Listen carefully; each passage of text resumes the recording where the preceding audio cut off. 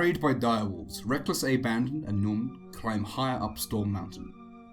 Up ahead looms the first gatehouse. Built ages ago by the giants, they say. Though we need to get past this fella. Pointing up ahead, Reckless gestures to a statue. A ragged cape hangs off its shoulders, stiff in the cold. Or is it? Looking closer, the cape billows in the wind as if it was submerged in water. The snow blowing around it slows down to a crawl and floats idly mid-air. Njorman looks on transfixed. The rest of the world slows to a halt. The statue trembles, and its head turns, locking eyes with Njorman, who is face to face with a stone golem. Ooh. Stone Golem! Welcome to Challenge Raiders. It's the D&D show where we talk about a monster from 5e. I draw it and we give it a number between 1 and 20. My name's Theo. I'm Neil, social media manager. And I am Sam, today's number cruncher. Now, before we crunch any numbers, we've got to crunch some words. Yes. Golem. Golem. Important. Golem. It's not Golem, because Golem would have to have two L's, because it would be Golem. Don't listen to Dragon Age. They don't know what they're talking about. It's Golem. Or Golem. You can say Golem. I can safely say I don't think anyone's listening to Dragon Age. It's true, not these days. If you say it really quickly, it's fine though. Golem. Go. That'll be alright. If you say it in your dying breath, and it's the last thing you can get out, then I will accept it. Let's just remove all confusion and call them G-Dogs. Yeah, big Geo dudes. I mean, hang on, that's something else. But yeah, Stone Golem. How do we? It's been a while since we recorded. How do we start? Usually, we just talk about it in general, don't we? Yeah, you're like, oh yeah, Stone Golem, yeah, like, and then you kind of pause for it, and then you're like, yeah, Neil, tell me what's it about. Yeah, what's it about? No, because otherwise I could just read it. Because no, that's fine. Perfect. No, I really like the bit about the Stone Golem in the book. So Neil, you do. You know what, Neil? You've offered yourself up. Go on then, Neil. Sacrificial talk, man. Tell me about the Stone Golem.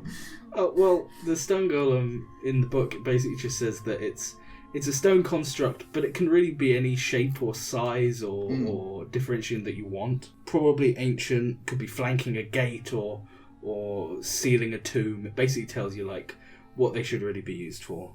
Right. And it says that like when you're kind of around them, you get this kind of eerie feeling. And time seems to kind of slow down around them, which you alluded to in your introduction, which was kind of cool. It's one of those things that, like, when I was first looking at Stone Golem, I read that it had the slow spell. Yeah. And I was like, that seems a bit weird. I don't know. I don't get that. This is when I was just like flipping through the book, wasn't reading everything, and then I saw like, oh, well, Iron Golem's got like poison, and like the Clay Golem's got like haste. I was like, okay, well, I guess they wanted to give it a thing. I was like, all right, fine. It makes it interesting, and then I kind of moved on. I didn't think about it when I read that line in the book about how it's to do with like you look at it and you get this like this feeling like this is an ancient thing, like it's been there forever. It will be there forever after, and I think that's really interesting and kind of really quite difficult to get across, probably, if you don't, like, you know, talk about some, like, weird, like, time around it, like, whoa. But I think, again, like, the idea of having it be this ancient thing, and thus, maybe it's collected so much time by existing being a magical construct that it is shifting and changing the flow of time just by existing. I don't know. That's cool. It's a complicated thing to explain. When you kind of compare it to, like, the other golems, though, like... Yeah.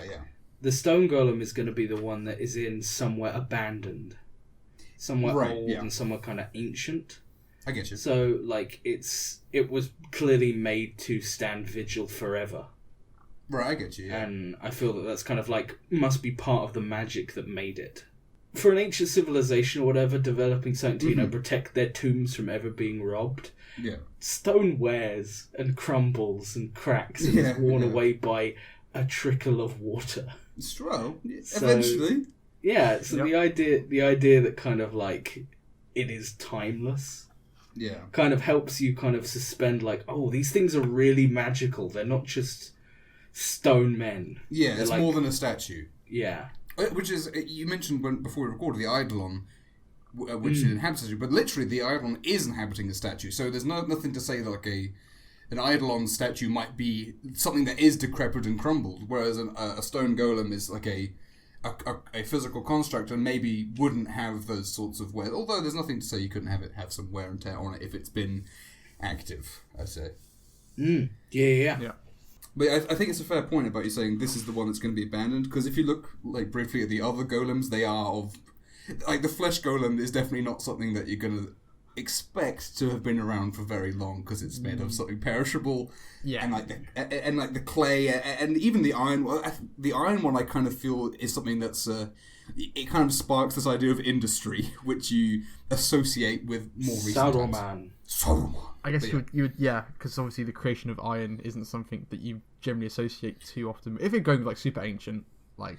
Yeah, I mean, and the picture in the book of the stone golem is of like it's kind of ancient Egyptian. It's a complex design as well. Like, yeah, well, and again, like it's got fully opposable hands. Yeah, it's a great action figure. If anyone knows, anyone looking for the new hottest toy, it's not Christmas anymore. I'd like to say that from its description. Yeah. Because it talks about, because they're stone golem gates, and in the description also says that they could be beasts, for instance, it says in the description. Yeah. It hasn't got to be humanoid. It's like the perfect Dark Souls encounter. Think about, and I'm talking genuinely about Dark Souls 1, think about how many encounters in regular enemies and that is a statue or something that's been standing there, comes alive and attacks you. Now, that's a very interesting point you make about Dark Souls 1, because when I saw Stone Golem has slow, I thought, don't the stone men in Dark Souls 1 have a slowing aura? And I was like, yeah, they do. And I was like, I wonder how long the Stone Golem in D&D has had a slowing aura. Because I couldn't remember. And I looked up first edition. It doesn't. But it's had one since 3.5. Or at least, or 3. I'm not sure. Probably since then. That's a while now. So it's a while now. So yeah. I can't believe Gygax ripped off Dark Souls. I could believe that the Dark Souls Dark Guardian statue guys are inspired directly by that, because it's cool that they have the slowing thing, because it brings you down to their level in terms of like being a clunky slow guy. That's really cool. Yeah. But it's Sam, as the number man, what are the things it do? Because it's got some weird stuff, right? Anyway. It isn't just a hit guy, but it does have 22 strength, which means it is very good at hitting. It is a good hit guy. It's beyond the realms of man. Remember, anything over 20 is... it's like when we're talking about numbers, it's good to remember that, because that can be useful... Because I know we don't like to get bogged down in the stats too much when we talk about them. But the stat block can help you kind of, in your descriptions of how it would act and move, could be useful. Apart from, it could break a lot of stuff quite easily. Not very dexterous, really dumb, obviously, because it just follows... It follows its master's command, and that's about it. It doesn't actually understand languages at all. Like, I know it says understand language of its creator, but like you can't reason with it. Like, you could talk to it and it just won't. Like, that doesn't enter its like cognition. It won't process what you say. No, unless it's like doesn't care. Like, you're not gonna like, your bard is not gonna talk you out of a fight of a golem. No, yeah. And it's a 1 charisma. Yeah, it's got 1 charisma. Oh Christ, 1. Wow, again, you don't see many 1s because it's still got 3 int, so it has to be able to understand. Yes. Commands, but yeah, it's a fair point though. Again, like, because you say your bard's not going to talk us, but again, the comparison to an Eidolon, a big stone guy, Eidolon is a thing with a personality because it's a possessed statue, whereas this is straight up a machine built, usually used for guarding stuff in D&D. But again, there's no reason you couldn't have them in some sort of army. That would be a pretty tough army because these guys they're not pushovers. They've got some health. They do. They have 178 as their average hit points, 17 AC, so obviously made of stone. Pretty tough. You're not going to be able to break through it too easy. They have a load of immunities, like poison, psychic doesn't damage. Any kind of non-magical weapon damage, apart from weapons that are like adamantine, will do nothing. Can't be like charmed or any those things that you expect from a high challenge monster. Yeah, and like a construct as well.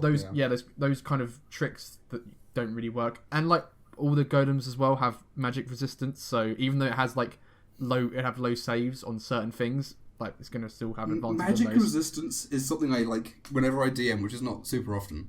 I always forget magic resistance, and then when I remember it, I'm like, oh man, they're all really happy because it's failed its save. I don't want to, and I haven't because I forgot. I haven't in any way been describing it as being magic resistant. So I generally, if I forget it, I just sort of ignore Commit it. to it, yeah. Yeah, but it is magic resistance is a very annoying thing. Yeah.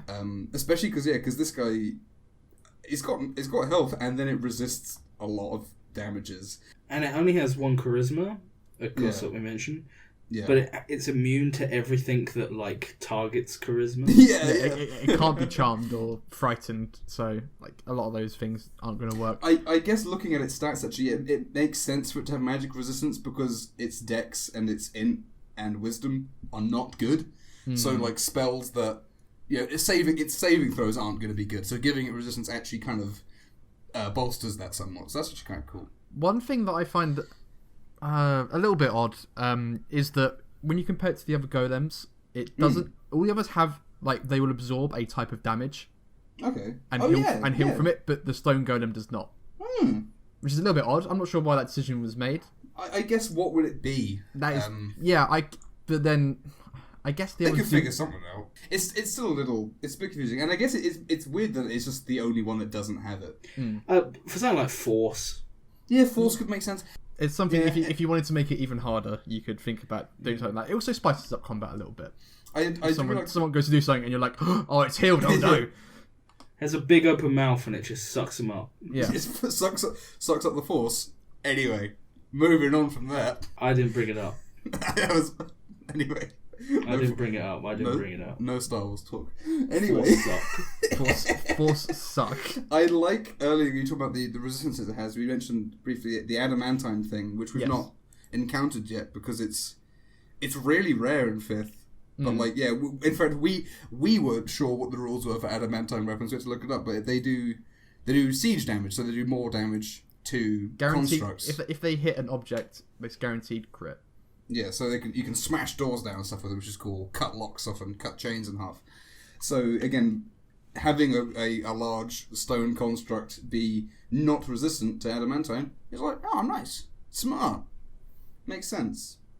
Yeah. It's one of those things where you be annoyed it doesn't happen to other constructs because smash that up good. Anyway, that's a cool thing. But yeah, obviously apart from that, it can slam, and it does also jam with that slam. It hurts a lot. It does slam and jam ding dongs. Yeah. Yeah, and obviously got that slow ability, which is it's a DC 17, which is quite tough, and it sucks to be slowed. Yeah. Yeah. So on a failed save, you can't take reaction. Speed is halved. You can't make more than 1 attack a turn. You can only make an action or a bonus action, not both, and it lasts for a minute.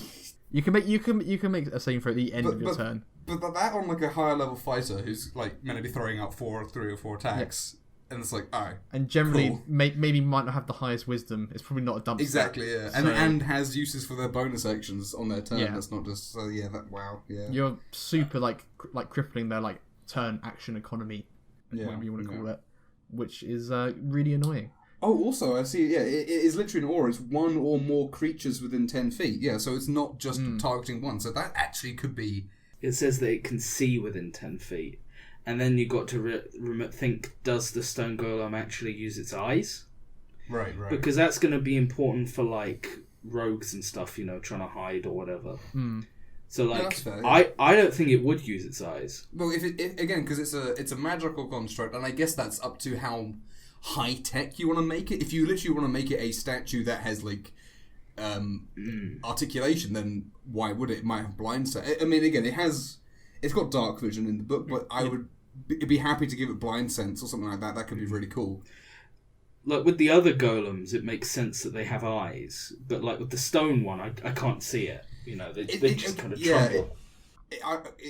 I think it would be very cool to have it be something that again it's humanoid shaped and I guess it moves like a human, but it doesn't follow the rules that people have to. It doesn't have to breathe, loose for cannon. example. It doesn't play by your rules. It's a lot more like an elemental. That's true. But again, it's not. But again, not having to follow any rules about being alive at all, which is which is cool. And again, like in fact, this is actually a really good point, because now I'm thinking about it more and more, because it ignores all the other like mortal effects, like being exhausted and frightened, and made to fall asleep and stuff. So why should it have to look with its eyes? Yeah, that seems weird. Is it immune to? It is not immune to being blinded. Weirdly, but again, that's something that it comes a lot more so comes up in description, I guess, than in actual functionality, unless you're doing some very specific stuff. Yeah, like you're trying to use these as weeping angels from Doctor Who or something. yeah, that could be cool. Actually, now I think about it, the weeping angels in Doctor Who have time things. When they touch you, they send you back in time. What's with I guess people just associate timelessness. They're always from the past. Stone is old, usually. There's a lot of stone statues. There's not so many iron statues. There are some bronze statues, of course, but bronze is different. We associate bronze with being very old as well. Bronze is brilliant. Bronze is brilliant. Yeah, but where's the Colossus of Rhodes now? Well, it's true. We know where the Sphinx is. Well, that is a very fair point, although we don't know where its nose is. Again, I think, as we were talking about earlier, like with how it can be any shape, if you're not choosing what shape your golem is carefully, then that's a wasted opportunity, because it should tell you a lot about who made it. And if you could have like a Sphinx golem, why not? I know there is a Sphinx monster, but then you could tease at the existence of a Sphinx monster by having a Sphinx golem somewhere. That could be quite cool. Because those two things would act and interact completely differently as well, so it's definitely worth having one to be that shape in this fight. Yeah, and that makes it more usable. You could put anywhere where there'd be something old, you could have one. Regardless of your setting, you could have a golem. Aztec campaign. Yeah. Where the sacrificed at the 1T temple. Have a lizard statue. Yeah, like a snake golem. That could be really kind of, and then it could like fix you with a slowing gaze kind of thing. That could be kind of cool. Like Jungle Book. Yeah, that could be quite cool. And then you could give it, if you wanted to spice up, you could give it some like other paralyzey sort of things. That could be very interesting. Maybe a poison breath as well. Yeah. Go all out. The iron one has a poison breath, so you could just use that. Oh, that's true. Yeah. You could just drop that on it. The construction of it should tell you a lot about the world, and that's why you could even use this as like a not so much a random encounter, but like if you're like traveling through the wilderness and you stumble across like a completely collapsed ruin, except for this golem who's standing like completely undamaged in the middle because they're a magical construct, and like you can piece together something about what this was based on that, and maybe that's going to give you more information about where you're going because you're entering this new area that maybe, I don't know, like dwarves had some civilization here and they have a clearly dwarven made golem. There is a magic item in the book. Yes, it's the golem manual. It tells you how to make them. It's a cool book. I think there's a manual for each kind of golem, and I think the stone golem one, the art for it is, again, it's like these big stone slabs with these like big metal rings tying them together. It's quite fun. It's pretty cool, yeah. The idea, because like explicitly, unlike a lot of the other stuff that we talk about, that's going to be very similar to a lot of these creatures. Yeah. Like there is Iron Golem here, but then there's also like Shield Guardian and all that kind of crazy. Yeah, like and who's making animated armors? Yeah, like, and what stuff like going that. On here? Yeah. But I think that the golems are all explicitly kind of made by a wizard. That's what I feel that they are always made by. Like a powerful wizard made these. I think there's also room, because of course the word golem comes from the Hebrew, I think. Yeah, that's where the old story came from, wasn't it? The clay golem. You put the instructions in the bit of paper into its mouth. Yeah, and it's a creation, and it's sort of it's an avenging force, and so I think there is space for like a clerical golem in theory. That could be quite cool too. But yeah, the idea of like a wizard making a big statue man is always a good one. Wizard with making a big statue of himself. Golem hitman, the worst hitman ever. Just slowly strides after you. Yeah, well, 30-foot move. They're not going to fall behind. The stretching out more generally to all of these golems. Yeah. While still being particularly talking about stone golem, they're all monsters that you can reach for when you're doing a lair or a dungeon. Like, you just immediately reach for them because of their encounters just write them. They write themselves to the extent that like, oh, I want a kind of a puzzle with a stone golem. Maybe the stone golem is blocking the door physically, and they need to find a way to awaken it so that he starts fighting, so they can then make their way past him because he is the door. Yeah. Maybe this room has a stone golem that's in pieces, maybe, and maybe they need to use the ritual in the stone tablet item to put him together, and his only purpose is to push open the door. That could be fun. A golem encounter could be the fail state for not doing a puzzle correctly. Exactly. Yeah. You don't put the right block in the right place, and the golems wake up. Yeah. Or even just, you know, it has orders to prevent people from passing unless they give a specific like phrase in the language of its creator. So you come across, in fact, what I've been drawing is this very scenario where what a segue. Yeah, so the idea of a golem he's guarding something long gone, but will smash your ass if you try and go past it without saying something in giant that makes sense to it, but like it seems kind of out. It's an older code, but it's still valid. Exactly, still valid. I'm also thinking now of the encounter because of obviously it's a stone golem. It's constructed to look like something. Yeah. And we were just talking about the Sphinx. You can also have a stone golem who looks like the former, emperor or prince or a king, king, and he's sitting in his throne. Could be very and cool. He stands up, and I mean that could be a very interesting stone golem encounter inside Mummy's tomb. Yeah, that's true. Yeah, because again, it's different from having a statue who's been animated because it's something built for the purpose of fighting. Essentially, it has to have a purpose. I think is the thing about a golem. You need to have it. Otherwise, there's other things that you can use. Like you reach for all of the golems to populate that dungeon or that encounter or that thing. Like it helps you like fill it in and just make it more interesting and be like, okay, well, I have a golem now, so now I need to be like, what's it guarding, or what, why, or who made it? It asks questions that you then answer, or you have the answer already, and you're like, oh, there's a treasure here. They're defending it. They wouldn't want people to capture it, so who's going to stop the thieves breaking in to rob the tomb? Let's put there's going to be a stone golem protecting it. Maybe its time power is useful in solving a puzzle. That could be very cool, especially if you like actually have it working beyond just as the ability in the book as a combat ability, having things slow down and it's all. You have to open a door before the sand falls through the hourglass. So if you have the stone golem while your party's fighting it standing near the giant hourglass, the sand falls slower. That could be cool, yeah, because then you're having to use it in combat. And that's cool. Well, that could also they could feel really clever figuring that out, even though that's what you want to happen. Yeah. So you that's how you move the golem. That'd be fun.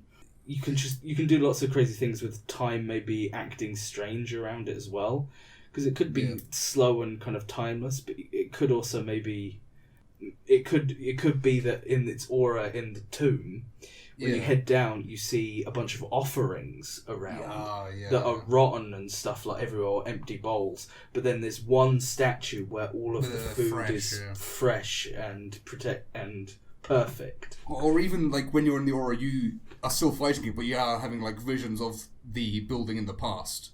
Yeah, like when in the heyday, that could be quite trippy. Right? Yeah, tie the connection back. Yeah, and that'd be a really good way to again have exposition in the fight delivered in a way that's more interesting than just sort of telling. And that could be cool. And it could be cool to see it get up, take a step forward, and then the food behind it rot away immediately. Yeah. That could be fun. Any closing statements before we go into a number? Because I haven't really thought about the number. I'm not sure. It's an interesting creature, like with the manual and stuff, and it's got a lot of special things, and the slow really does make it. Yeah. Like the slow, but in the end, it is again that it's a monster you kind of reach to just use. I'm never gonna design something particularly around this. I don't think. Yeah, it's very useful for making something interesting. It's an interesting monster. I wouldn't even reach for one as like a minion really, because it's got too much to be like having multiple of them and like a boss guy. Like it'd be really good like lower level boss because it has a couple attacks and a few interesting things, but I feel that it would get kind of difficult to have if you had like two of them and another guy. If you want to use a stone golem running around kicking people's faces in at low level, then think of why it's doing that and like try and be interesting with it. I think in its use case, I think that for it to be good, you have to put work into making the environment around it interesting. That's a very fair point. And you have to work quite hard to make the slow time stuff actually. Because if you just have that, then it's just sort of like, that's weirdly specific for this creature to have. Okay. I was going to say, you need to make it good because I agree with you. I don't think it works as a minion in like a larger fight. It has to be an encounter on its own. You're face to face with history when you're fighting it. It's a challenge room that you need to make as a good challenge room, and that's a good thing to have if you're going for a dungeon, to have something that isn't just slog through the HP stat of the enemy. Yeah. That is good, and I think that alone maybe puts it above. But again, this all comes down to how it's work. You got to put the work in. This isn't gonna do it on its own. Is it as interesting as it is uninteresting? That's what I'm trying to get at, to see, like, because again, it punches people. It has this, the use case we talk about. Is it as interesting as it uninteresting? I don't, as a stat block, I don't think it is that interesting. The actual attack, apart from it punches. The adamantine's cool, but then again, that relies on you putting adamantine stuff in your setting and remembering that exists. Which we've never had. We forgot about that, and the slow is cool. You're not really likely to hit more than one guy with it, and everyone's going to be wailing on it. And I'm trying. What's like a comparable monster that we've done? What we need to do is we need to have like the list in front of us, so we don't say. I don't give it a stupid number. I'm gonna check what we gave Eidolon just as a point of reference. Well, I think Eidolon is very similar to this, and I think Eidolon is more interesting. I think Eidolon's better. We gave the Eidolon a 13. I don't think this is a 13. This is not a 13, so to me, I think it's a legit 11. 10 or 11, I was thinking. I was thinking 10, so I'm happy to do 11. I was thinking 10 originally, but then I'm thinking about like the time stuff we talked about is very fun. I think 11. I think it is 11 because if you do use it really well, it's awesome. If it's used in conjunction with a entertaining challenge / puzzle of a room, I think that's a really fun encounter that will be remembered. Yeah, it's just one of those ones that you have to work hard for. Yeah, you got to put the work in though. If you boys and girls at home make it and it looks like the one in the book and you use this art, you've done it wrong. Mm-hmm. Right? Unless you're doing a pharaoh tomb, because it's unless you're doing an action figure. or a transformer, because it just is a toy. That's not what it's for. I don't think that's what it's for. The art in the book, I want its wrists to like detach and have rockets on them. It definitely has like spring-loaded or like spring wrists. Yeah. It's a lovely piece of art, but it is quite funny. I mean, it looks like it's from Stargate. What I like about their golems they got in the book is that each one's very different. Yes. And when I was doing a bit of research about the previous versions of golems, I looked at 3.5 and there's like 30 different kinds of freaking golem, and I was going mad. Like, oh, there's bronze golem, brass golem, copper golem, and then there's like, oh, all the gem golems, and there's like, and like shadow golems. It's too much. Like, I wouldn't mind seeing a few more. Anyhow. Do you guys want to see a picture of a stone golem? I would love to see a stone golem picture. Or a stone golem picture. I haven't got one of those. Hang on. I was good. You know what, Sam? You nearly maybe go find a picture of Gollum from Lord of the Rings and like spend like 5 minutes putting stone for a bad joke putting a stone texture on it. Oh, yeah. Oh, Shadow of the Colossus. Yeah. And again, I was originally going to give it glowing eyes, but I was like, you know what? Horrible, hollow, just black eyes. I didn't even think about Shadow of the Colossus when thinking about Stone Golem. That's an 11, definitely. Like, I'm not putting that out there. Like, yeah, definitely. I didn't even think about that. Because you could make this thing bigger. You could. Yeah, there's nothing you could make it huge. Because it's just large. But yeah, what like a big boy? Yeah. Is this golem channeling the Dark Souls roots and doing the well, what is it pose? That's literally what I was thinking. Now, Sam, you're not allowed to rumble me so quickly, as per. And no, I wanted to have a sort of open-handed, because what this image is Njorman is approaching here, and Norman speaks a little bit of giant. He's done his research before he was going to go visit the Ton upon Henge, and looking at the runes on the carved into the gatehouse wall, inlaid with gold. He sees that the giant appears to be waiting for something. A quick look at the runes, Norman turns back slowly again, feeling that he can barely move in the presence of this golem. And he says one word, Mot. And the giant turns away and rests again.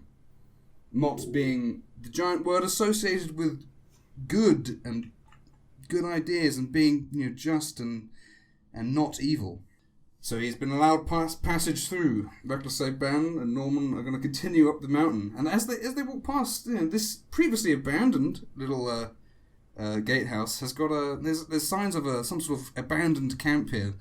Quite recently abandoned as well. Maybe something has seen them coming up and has retreated up to a next guard post. Who knows?